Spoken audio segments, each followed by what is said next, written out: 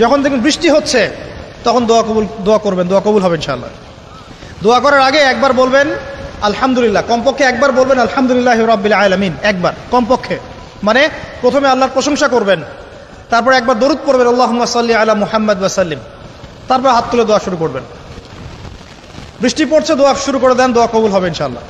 আজান দিয়েছে, আজান এবং একামতের মাঝখানের সময়টা আছে, এই সময়টা কাজে লাগান, দোয়া কবুল হবে ইনশাআল্লাহ।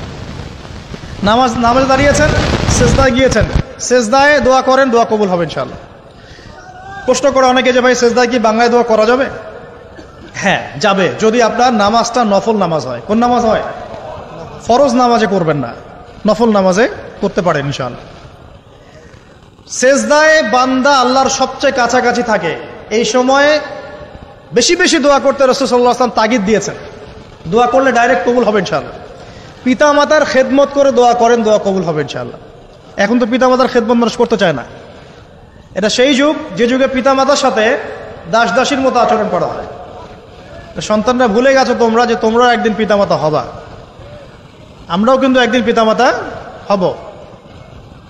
যারা বিয়ে শাদী করেছে, সন্তান সন্ততি হয়েছে, তারা জানে এই যে প্রসব বেদনার একটা সেকেন্ড, এক মিনিট প্রসব যে বেদনা মায়ের হয়, এর ঋণ আমরা সারা জীবনে শোধ করতে পারবো না। পারবেন?